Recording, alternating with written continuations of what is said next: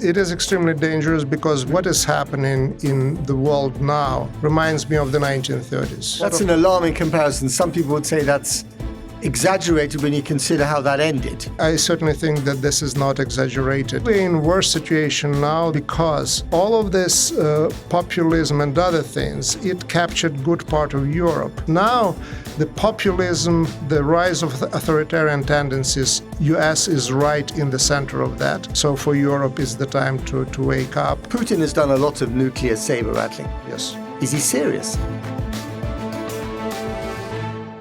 Hello and welcome to the Fourcast. As Donald Trump and Volodymyr Zelensky's latest meeting reportedly descended into another shouting match behind closed doors, the war in Ukraine feels as volatile as ever, and according to some, more dangerous for the world than at any time since the Cold War. Our guest today is Serhii Plokhy, professor of Ukrainian history at Harvard University and author of The Nuclear Age.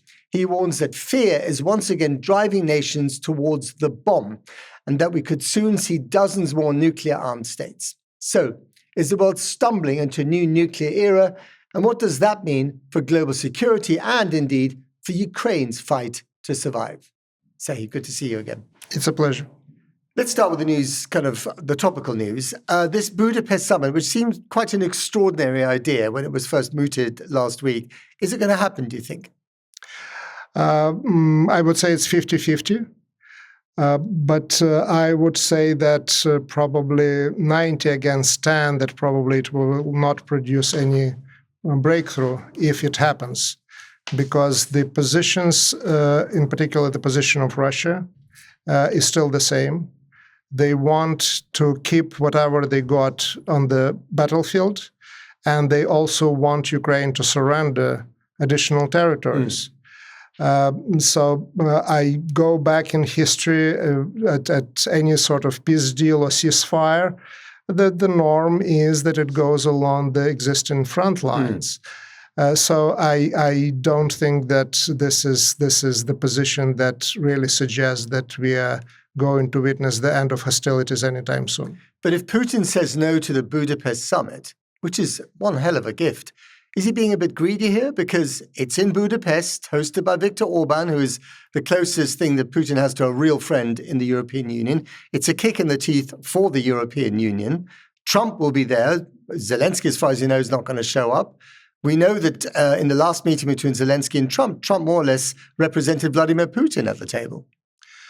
Well, they had President Trump and Putin had meeting in Alaska.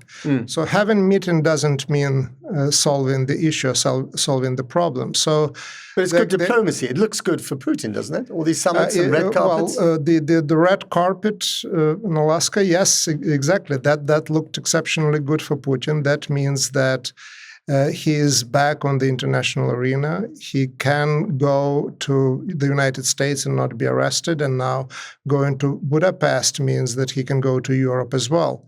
So, yeah, it would be absolutely win whatever the outcome of the Budapest summit would be.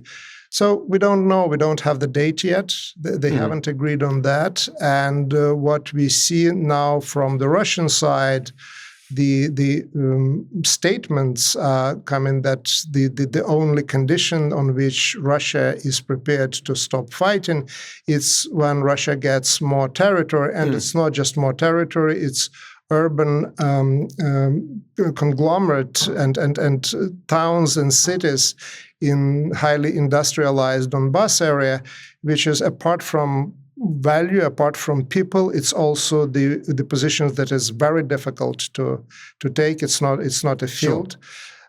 Sure. Yeah, it would be a strategic defeat of major proportions for Ukraine, for the West, and for the future of Europe, for sure. So just to be clear, Serhii, what you're saying is that the things that Putin can't get on the battlefield, where the front lines have been frozen for quite a long time, more or less, yes, he thinks he can get from Trump as a concession.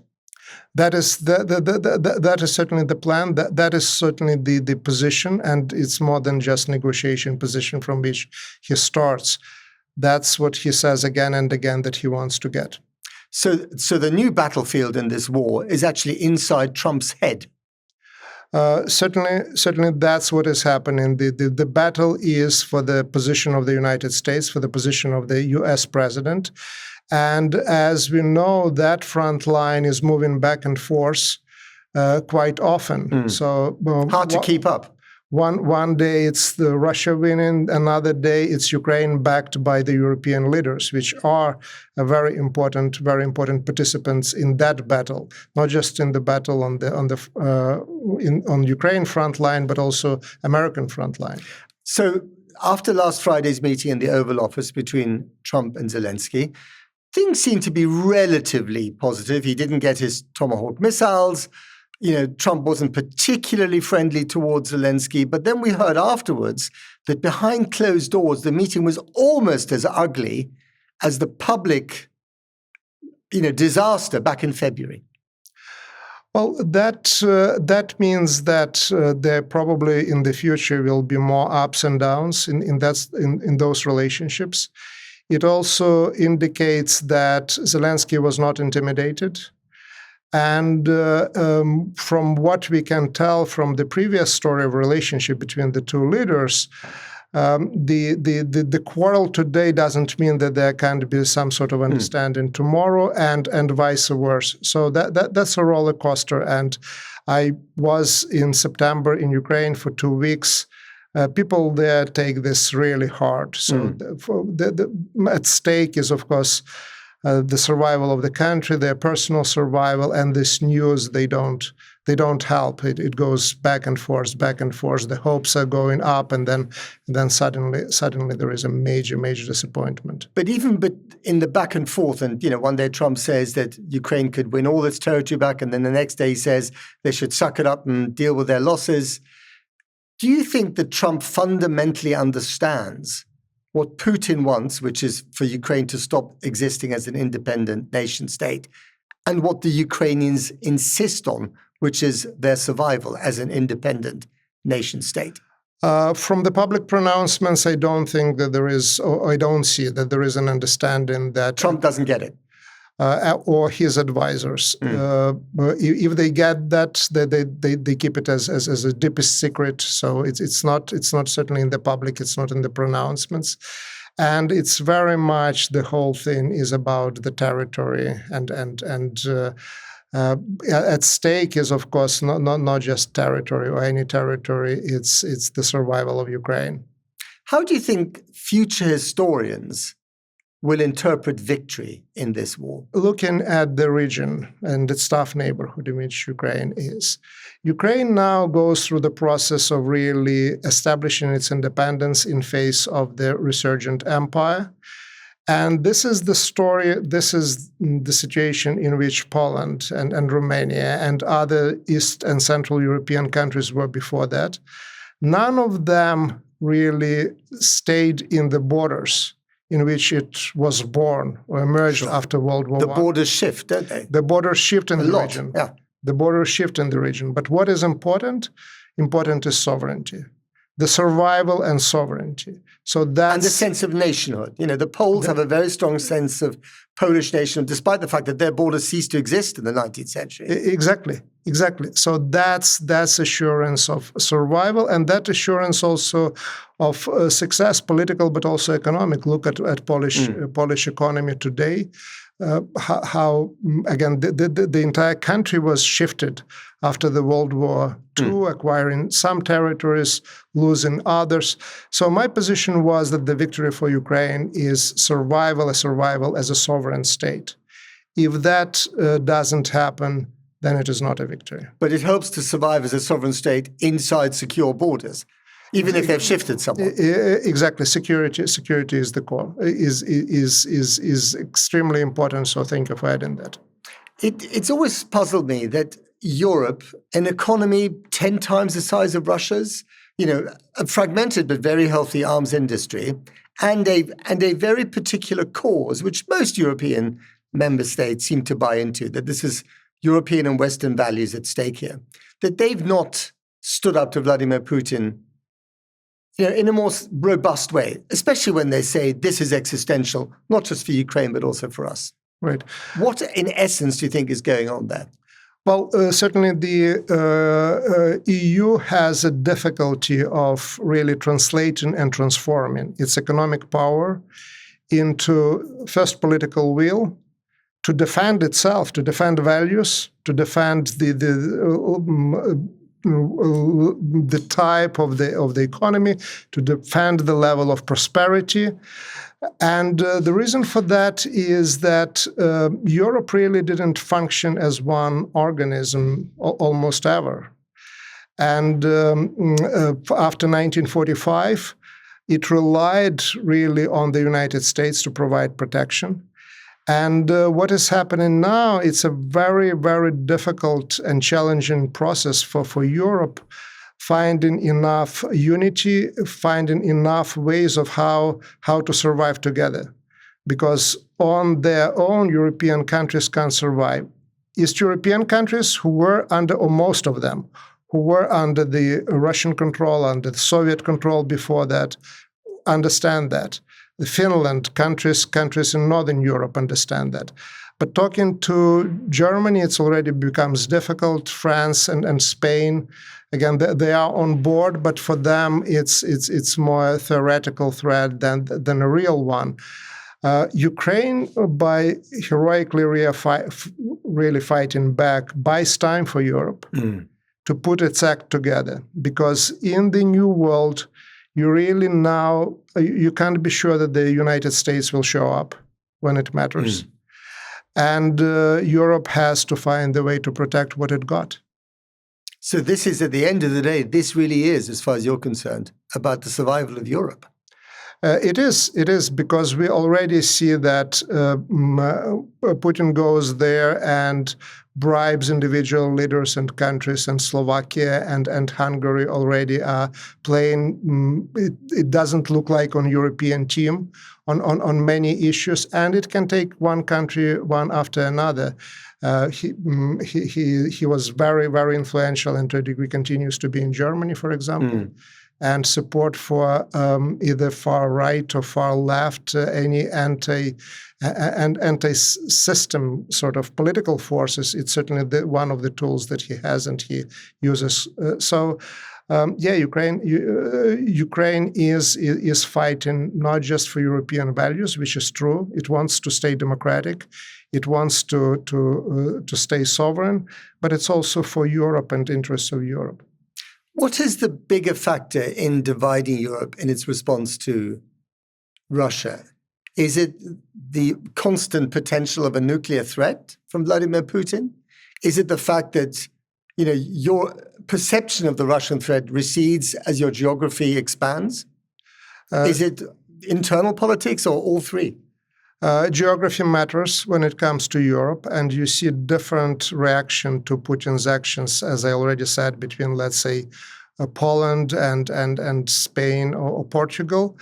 But geography becomes less important when it comes to nuclear weapons. Of course. And the biggest concern for Putin using nuclear weapons in Ukraine was really registered not in Europe, but in Washington. So the potential, and Trump keeps talking, or at least till recently, about whether Zelenskyy wants to bring the Third World War. Of course, everyone understands that the Third World War can be only nuclear. So nuclear kind of descends this geography and geographic geographic divisions. And what I write about in my book, it's certainly the history of the nuclear age, starting with H.G. Wells and imagining the nuclear war back in 1913, but it ends with the war in Ukraine. Apart from the threat of the use of nuclear weapons, we have also something that we never saw in history before. That's so-called atoms for peace. Nuclear power plants are turning into weapons for war as Russia takes over Chernobyl first and then Zaporizhia nuclear power plant. And that is a real danger, isn't it? That these become massive, dirty bombs in the heart of Europe. Exactly, dirty bomb. That's the term, and I think it's a much more real possibility and threat than the use of nuclear weapons. Because use of nuclear weapons, that means breaking the taboo that exists since the times of Hiroshima and Nagasaki. and paying a political and economic price, because China is not particularly keen on anyone using nuclear weapons at this point, or India for that matter. So Putin can lose the only allies, or the biggest allies that he has. But a so-called accident at the nuclear power plant, when it's impossible to prove who was responsible for what and what happened, that's it seems to me a much more immediate danger. Let's talk. You write in your brilliant book about also nuclear saber rattling. Right. Putin has done a lot of nuclear saber rattling. He mentions the nuclear threat periodically. Yes. Is he serious?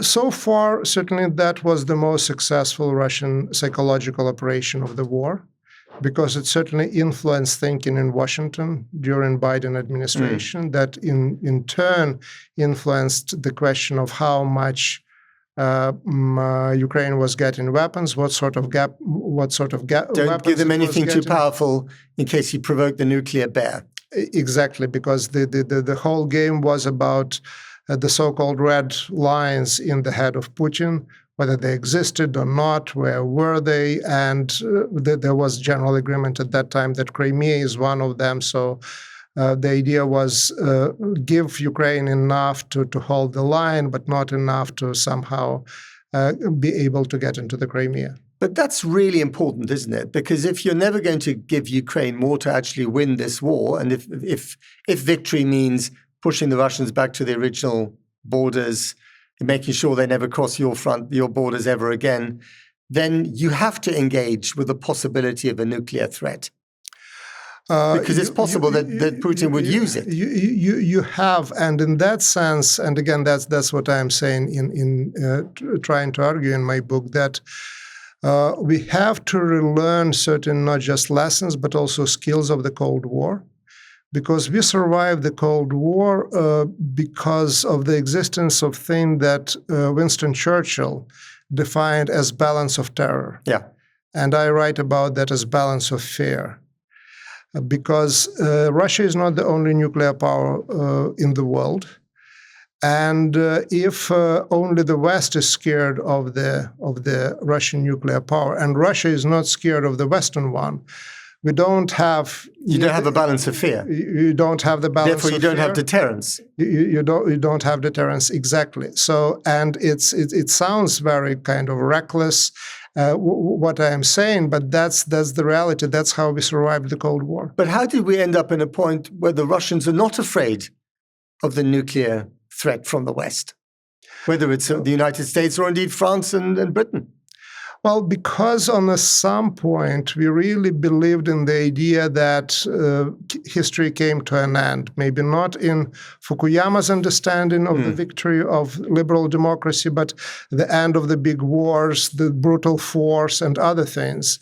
And new generations came, politicians, new electorate showed up, and so on and so forth. So we assumed that eternal peace actually arrived.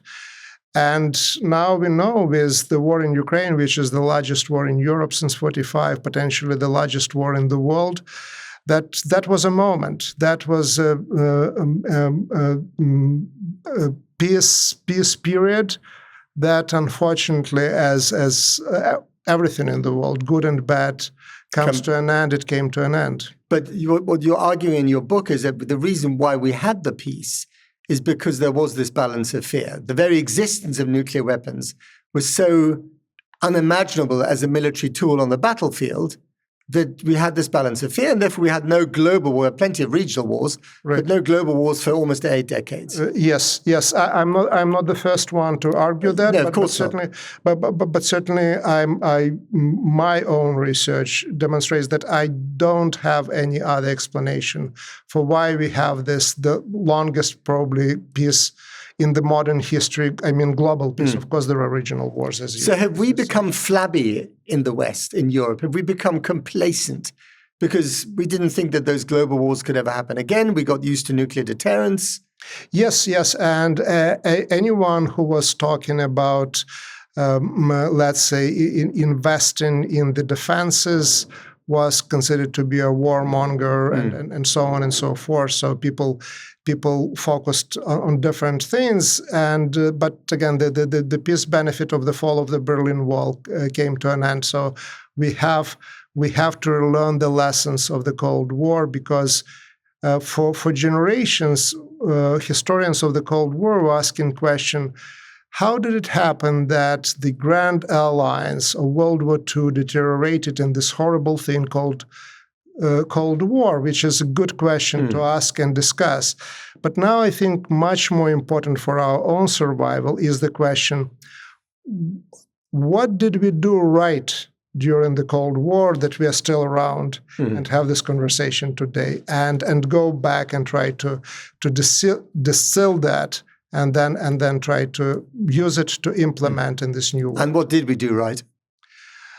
First of all, we got lucky in cases like the Cuban Missile Crisis. But the other thing was that, again, thinking about the Cuban Missile Crisis, the position of President Kennedy, that he decided that he can't retreat, because what was there was Khrushchev's blackmail by moving those missiles there. You take a strong stand, and you indicate that you are prepared to respond in kind. That's again, as I say, especially in the new environment created by the last 30 years, that sounds that as most irresponsible thing to be said. But as a historian, that's how I see the Cold War, and that's how I see where was the secret that there was no big and global war between 1945 and 1991 or 1989, depending on how you look at the end of the Cold War. So considering the fact that we have an actual and very bloody war happening in Europe right now, considering the fact that, I'm sorry, Mr. Putin, we know who the aggressor is, and it's you, the fact that we've got Trump in the White House, who's not holding a firm line, how dangerous is that for us?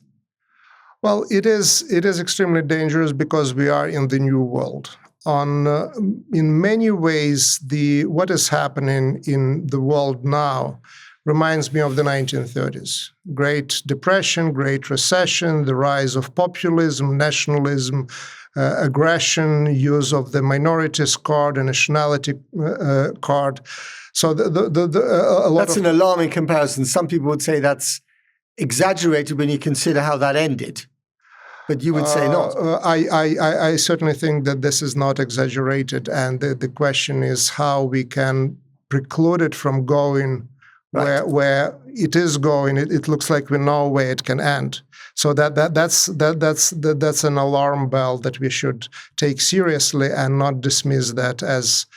But where I was heading with all of that to a degree we're in worse situation now than we were back in the 1930s, because all of this populism and other things, it captured good part of Europe.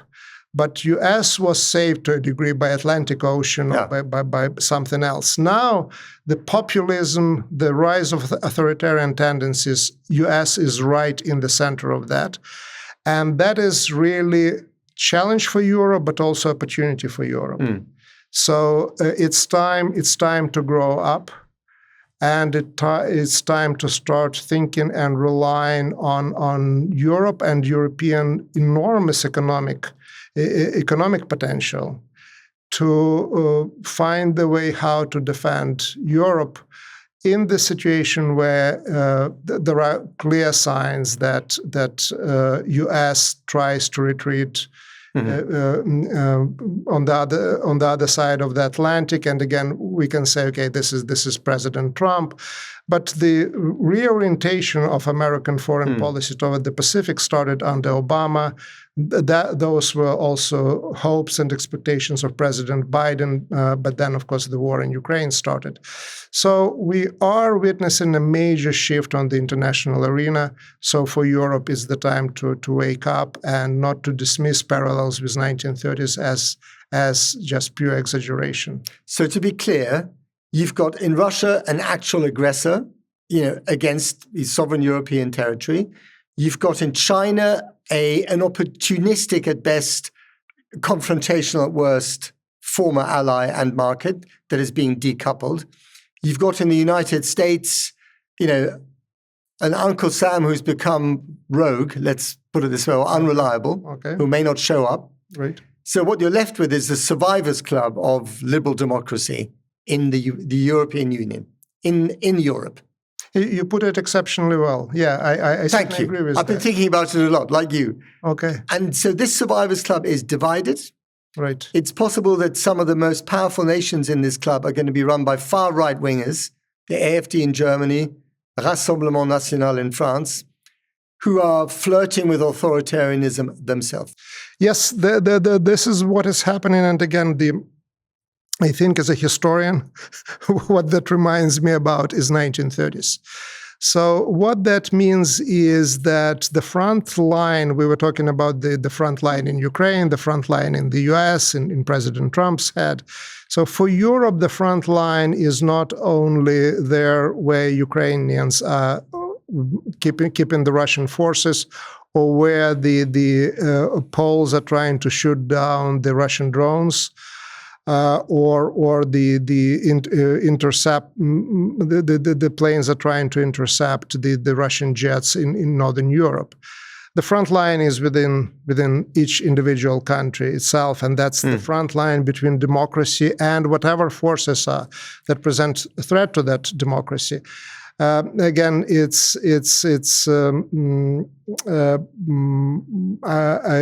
may be sounded as exaggeration, but again, what you are saying, and that's what certainly I see when and what I read and what I feel being in Europe.